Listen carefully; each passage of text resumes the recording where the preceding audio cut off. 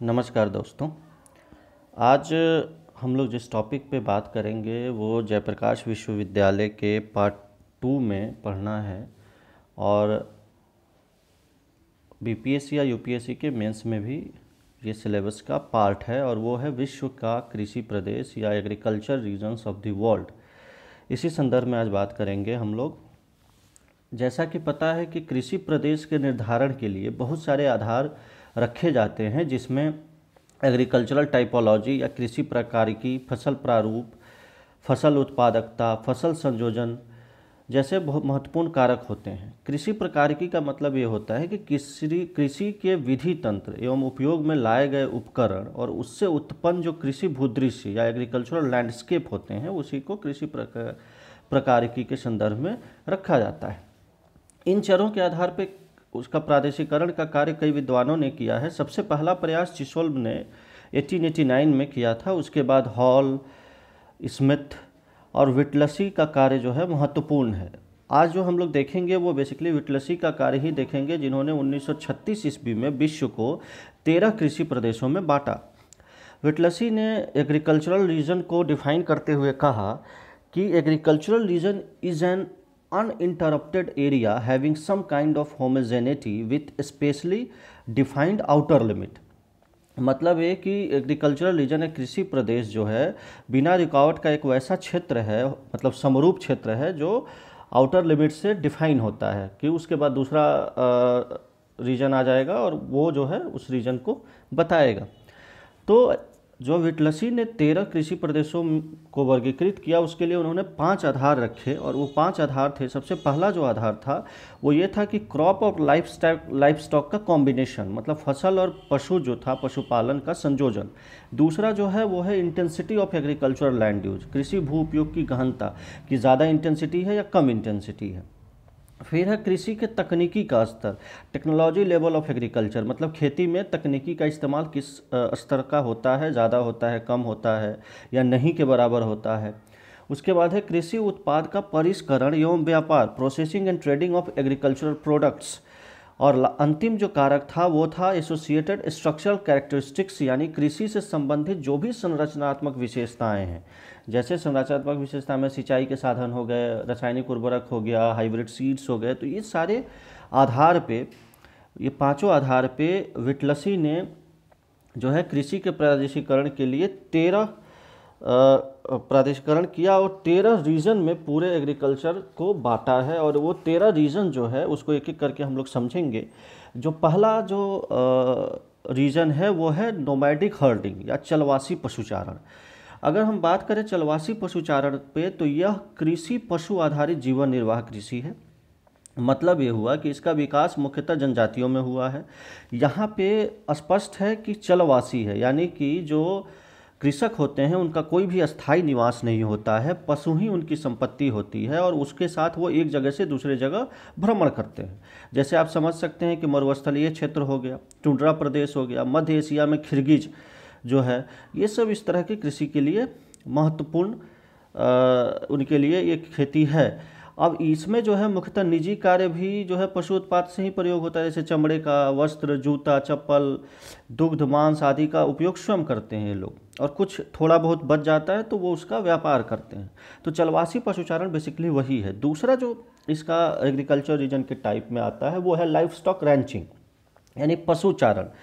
पशुचारण जो है बेसिकली जीवन निर्वाह आवश्यकताओं की पूर्ति के लिए पशुओं का पालन है। अब यहाँ पे बेसिक डिफरेंस क्या है पहले और दूसरे वाले में, कि नोमैडिक हर्डिंग या चलवासी पशुचारण और लाइफस्टॉक रैंचिंग या पशुचारण में वो ये है कि पशुचारण कृषि जो होती है उसमें पशुओं के साथ कृषकों का अस्थायी निवास होता है। पहले वाले में वो खानाबदोश की तरह ज़िंदगी जीते थे, इसमें जो है अस्थायी निवास होता है। इसी को कहा जाता है बेस रैंच। जहाँ चारागाहों की पर्याप्त व्यवस्था होती है वहाँ बेस रेंज पाया जाता है। इस प्रकार के कृषि करने वाले को ट्रांस ह्यूमन भी कहा जाता है। ट्रांस ह्यूमन मतलब वे लोग, ट्रांस ह्यूमन, जो एक जगह स्थायी रहते हुए अपने पशुओं के साथ मौसमी स्थानांतरण का कार्य करते हैं। जैसे मान लीजिए कि समानतः गर्मी ऋतु में पशुओं के साथ पर्वतों की ऊंचाई पर चले गए और जाड़े में ज़मीन पर उतर आए, जैसे गुज्जर जनजाति भारत का। इस तरह की कृषि के लिए प्रसिद्ध है। आल्प्स को छोड़ दिया जाए तो विश्व के प्राय सभी पर्वतीय क्षेत्रों में के जनजाति जो है इस तरह के कृषि कार्य करते हैं। केन्या के जैसे मसाई जनजाति है, दक्षिण अमेरिका में इंडियन जनजाति है, इस प्रकार के कृषि का प्रचलन है।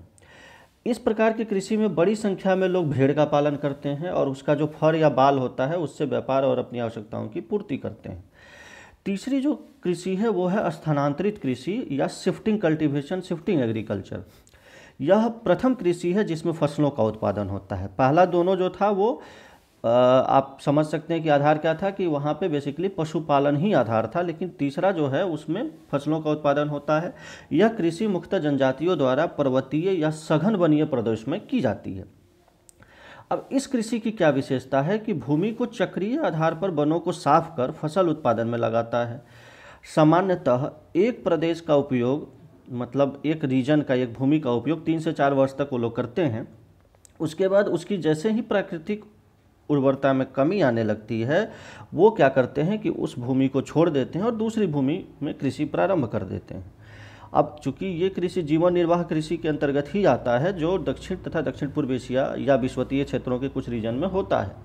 चावल महत्वपूर्ण फसल है, परंतु अलग अलग रीजन में मोटे अनाजों की भी खेती होती है। जैसे विषुवतीय क्षेत्र में या अन्य क्षेत्रों में भी मोटे अनाज की खेती होती है। इसके कई स्थानीय नाम से भी हम इसको शिफ्टिंग कल्टीवेशन को जानते हैं। जैसे भारत में इसको नॉर्थ ईस्ट में झूम कृषि कहा जाता है, इंडोनेशिया मलेशिया में लदांग कहा जाता है, मैक्सिको में मिल्पा कहा जाता है, वेनेजुएला में कोनुकू कहा जाता है, कोनुकू, ब्राज़ील में रोक्का और जैरे, कॉन्गो में या मध्य अफ्रीका में मसोल कहते हैं, श्रीलंका में चेन्ना कहते हैं। तो ये सारे नाम जो है वो स्थानीय कृषि की है जो स्थानांतरित कृषि से संबंधित है।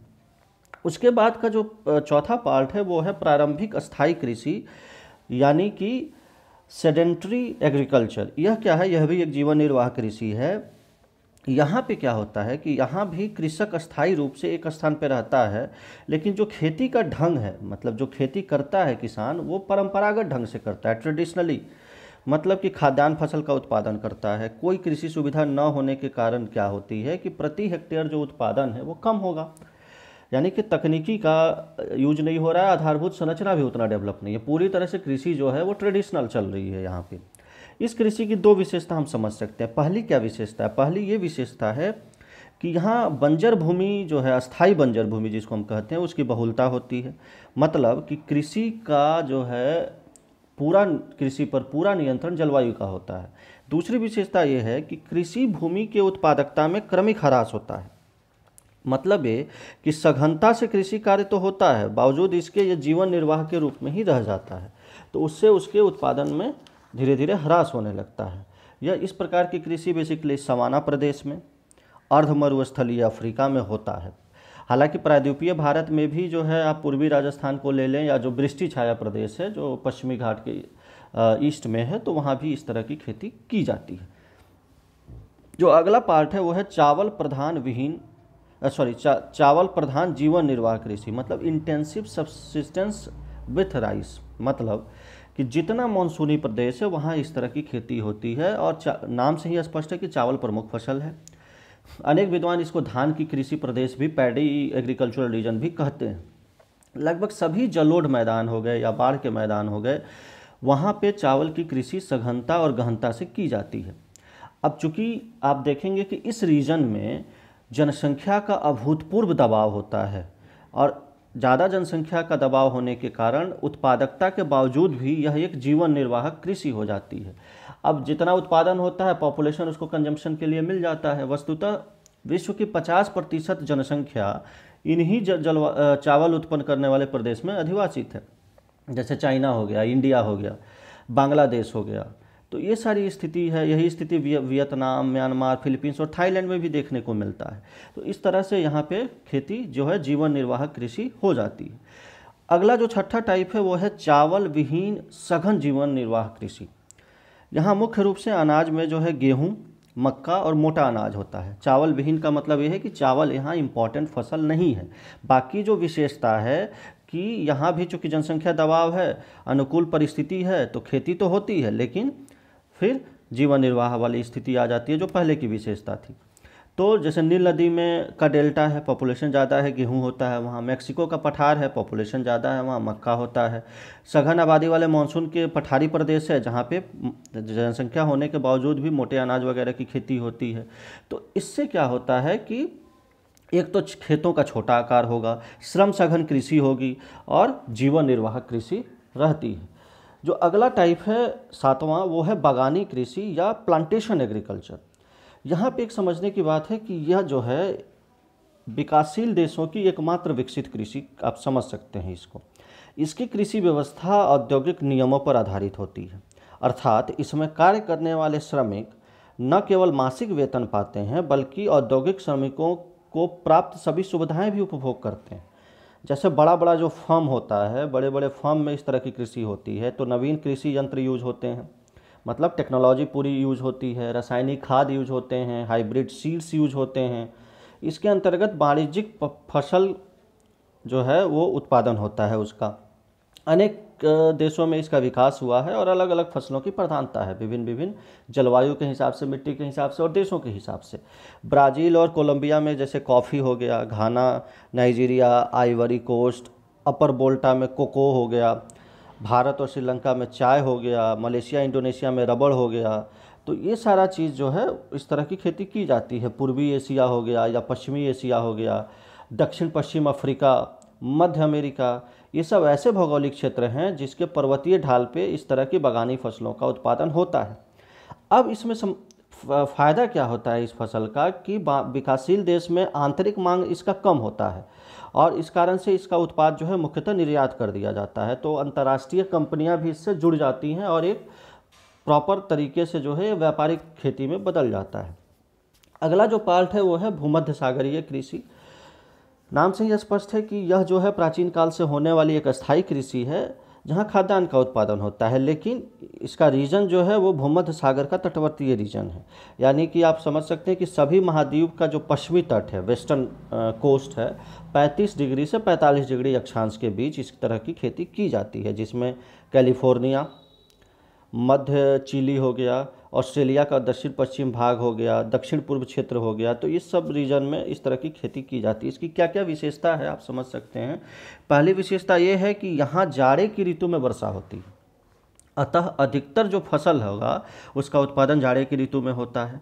दूसरा कि यह एकमात्र कृषि प्रदेश है जहाँ खाद्य फसल जैसे गेहूँ, माली फसल कपास, साग सब्जी और फल जैसे रसदार फल, फॉरेस्ट या वनीय फसल जैसे जैतून और पशुपालन, ये सारा एक साथ सघनता के साथ होता है। गेहूं और जैतून सफलता के लिए जो है सिंचाई को ध्यान में रखते हुए सिंचाई का विकास भी किया गया है। अगर आप वर्ल्ड का डेटा निकाल के देखेंगे तो आप ये पाएंगे कि विश्व का लगभग 90 से 95% जैतून जो है इसी प्रदेश में होता है, स्पेन इटली वगैरह के साइड में। कॉर्क भी जो है सबसे ज़्यादा यहाँ होता है। इसके क्षेत्र में अंगूर की सर्वाधिक खेती होती है। फ्रांस अंगूर वगैरह के कारण जो है ज़्यादा शराब का उत्पादक देश बन के उभरा है। तो अंगूर की कृषि को विटिकल्चर भी कहा जाता है। तो इस तरह का जो पार्ट है वो भूमध्य सागरीय कृषि की विशेषता है। सिट्रस फूड ज़्यादा होने के कारण जो है डिफरेंट इंडस्ट्री उससे रिलेटेड डेवलप हुए हैं। अगला जो पार्ट है वो है वाणिज्यिक खाद्यान्न कृषि प्रदेश, जिसका विकास जो है मध्य अक्षांशीय घास के मैदान पे होता है। मतलब कि चरनोजम या काली मिट्टी पाई जाती है उस तरह के मैदानों पर, कैल्शियम अधिक होता है, मृदा में नमी अधिक समय तक रहता है। तो मैक्सिमम फसल का जो उत्पादन होता है वो गेहूं का होता है और गेहूं का उत्पादन वाणिज्यिक स्तर पे होता है। और वाणिज्यिक स्तर पे होने का क्या कारण है? सबसे पहला कारण ये है कि इस क्षेत्र में कृषि योग्य भूमि तो बहुत है लेकिन जनसंख्या कम है, जनसंख्या दबाव नहीं है। दूसरा कि जो मैदानी अक्षांशीय घास के मैदान है वो विकसित देशों में स्थित हैं, तो बड़े बड़े फर्म भी विकसित हो गए हैं वहाँ पे। आधुनिक तकनीकी की मदद से कृषि कार्य होने से कृषि उत्पादकता भी अधिक हो जाती है, जैसे स्टेपी का पार्ट हो गया। उसके अलावा प्रेरी हो गए, पंपा, डाउन्स, कैंटरबरी, पुस्टाज, इस तरह का जो क्षेत्र है वहाँ पे इस तरह की खेती होती है। संयुक्त राज्य अमेरिका अकेले विश्व व्यापार का गेहूं की आपूर्ति करने में काफ़ी महत्वपूर्ण योगदान रखता है और उसकी ज़्यादातर गेहूं का जो खेती होता है इसी तरह के क्षेत्र में होता है। इसके अलावा कनाडा, ऑस्ट्रेलिया, अर्जेंटीना में भी यही स्थिति है। तो ये जो खेती है वो वाणिज्यिक खाद्यान्न कृषि प्रदेश के क्षेत्र में आता है। जो अगला टाइप है 10वां टाइप, वो है वाणिज्यिक पशुपालन और कृषि, commercial livestock and crop farming. मतलब यहाँ पे सघन आबादी वाले विकसित देशों में होती है इस तरह की खेती, मतलब यूरोप और एंग्लो अमेरिका, दक्षिण अमेरिका में मिश्रित खेती किया जाता है। यहाँ पे क्या होता है कि पशुपालन का कार्य व्यापारिक आवश्यकताओं के लिए किया जाता है और जो फसल का उत्पादन होता है वो आंतरिक आवश्यकताओं के लिए। मतलब कि पशुपालन का यूज जो होता है वो बेसिकली एक्सपोर्ट के लिए किया जाता है, और जो अपने उपभोग के लिए है वो खेतों में खाद्यान्न फसलों का उत्पादन होता है। विभिन्न तरह के जो फार्म होते हैं उसको अलग अलग भागों में बांट देते हैं। फसल चक्र का नियम सही से पालन किया जाता है। रीजन लगभग वही होता है जो अभी पिछले वर्गीकरण में हम लोगों ने देखा था, जिसमें यूरोप, यूएसए का उत्तर पूर्वी भाग, कनाडा का दक्षिण पूर्वी भाग, अर्जेंटीना, दक्षिण अफ्रीका का विल्ड प्रदेश, ऑस्ट्रेलिया, ये सब इस प्रदेश में आते हैं। जो अगला टाइप है वो है जीवन निर्वाह फसल एवं पशुपालन कृषि का विकास मुख्यतः सवाना प्रदेश में हुआ है, जैसे सूडान, वेनेजुएला, केन्या, ब्राज़ील का कंपास वाला रीजन है, अर्जेंटीना और उत्तरी ऑस्ट्रेलिया के कुछ रीजन में, जहाँ पे पशुपालन का कार्य व्यापार के लिए किया जाता है और खाद्यान्न का उत्पादन अपनी आवश्यकता के लिए किया जाता है। उसके बाद जो टाइप है आपका, वो टाइप है दुग्ध कृषि प्रदेश या डेयरी फार्मिंग। यह दो प्रकार के भौगोलिक क्षेत्र में इस तरह का विकास हुआ है। पहला वैसा भौगोलिक क्षेत्र है जहाँ पे शीतोष्ण या टेम्परेट क्लाइमेट होता है।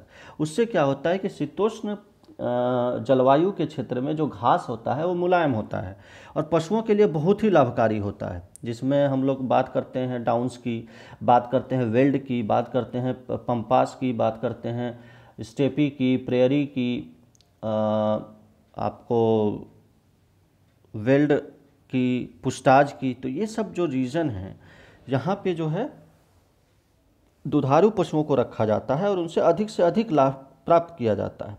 क्योंकि यह भी कृषि जो है श्रम से सघन कृषि है, लेकिन यहाँ पे मशीनीकरण अब काफ़ी हो गया है तो इससे काफ़ी लाभ मिलने लगा है। दूसरा जो रीजन है इसका, वो रीजन होता है विश्व के महानगरों के चारों तरफ स्थित क्षेत्र, जो वॉन थ्यूनेन की थ्योरी में आप देखते होंगे कि पहला जो रीजन है उसके आसपास का जो कंस्ट्रक्ट जोन डेवलप होता है उसी तरह का होता है। तो दूसरा जो है महानगर या उसके चारों आसपास स्थित जो है दुग्ध की कृषि का विकास होता है। रीजन क्या होता है कि महानगरों में इसका डिमांड ज़्यादा है तो मार्केट उसको इजीली अवेलेबल हो जाता है, तो उसके आसपास जो है इस तरह की खेती की जाती है। जैसे न्यूजीलैंड वगैरह का महत्वपूर्ण स्थान इसमें है।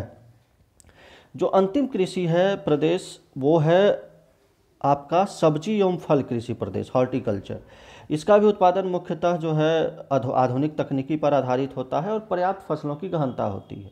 इसका भी वही रीजन है। पहला तो रीजन है कि महानगर और उसके आसपास का रीजन, जैसे दुग्ध में था डिमांड है, सब्जियों की डिमांड और फल की डिमांड उसी तरह से होती है, तो ये जो है उसके आसपास मिलता है। चूँकि ये नष्ट होने वाली वस्तुएं हैं तो ये भी एक रीजन माना जाता है कि ईजिली जो है ट्रांसफ़र होके या ट्रांसपोर्ट होके वहाँ चला जाता है। तो पहला तो ये रीजन हो गया कि महानगर के चारों तरफ नगरीय आवश्यकताओं की पूर्ति के लिए इसका विकास होता है। दूसरा जो है वो है फ्लोरिडा, कैलिफोर्निया और दक्षिण यूरोप में इसकी कृषि होती है। अगर प्रादेशिक स्तर पे बांटे तो फ्लोरिडा से प्रतिदिन ट्रक से भर के जो है डिफरेंट सिटीज़ में जाती है। कैलिफोर्निया में भी जाड़े की ऋतु में सब्जी की आपूर्ति जो है ग्रेट लेक वाले रीजन में होती है। यूरोप में के यूनान और इटली से भी सब्जी की आपूर्ति की जाती है, मध्य और उत्तरी यूरोप में। तो ये बेसिक रीजन है जहाँ सब्जी और फल की कृषि की जाती है। तो जैसा कि आप देख पा रहे होंगे कि जो 5 आधार इन्होंने बताया था विटलसी ने, उसी आधार पे ये डिफरेंट एग्रीकल्चर रीजन को उन्होंने बांटा। जैसे पहला जो रीजन, 2 रीजन है वो पशुपालन पे बेस्ड है, जिसमें पहले में अस्थाई है, दूसरे में अस्थाई है। फिर कृषि शुरुआत होती है तीसरे में, तो वहाँ भी अस्थाई टाइप की कृषि होती है। चौथे में अस्थाई कृषि आ जाती है। फिर एक में चावल प्रधान है, दूसरे में चावल विहीन है, लेकिन दोनों इंटेंसिव एग्रीकल्चर का उदाहरण हो जाता है। फिर प्लांटेशन हो जाता है, भूमध्य सागरीय, उसके बाद थोड़ा कमर्शियल आ गया, उसके बाद फिर क्रॉप लाइफ स्टॉक का फिर कॉम्बिनेशन होता है। और अंतिम जो कृषि प्रदेश है वो महानगरीय आवश्यकताओं की पूर्ति के लिए या जो है अनडेवलप्ड रीजन में अपनी आवश्यकताओं की पूर्ति और अन्य रीजनों की आवश्यकताओं की पूर्ति के लिए ये किया जाता है।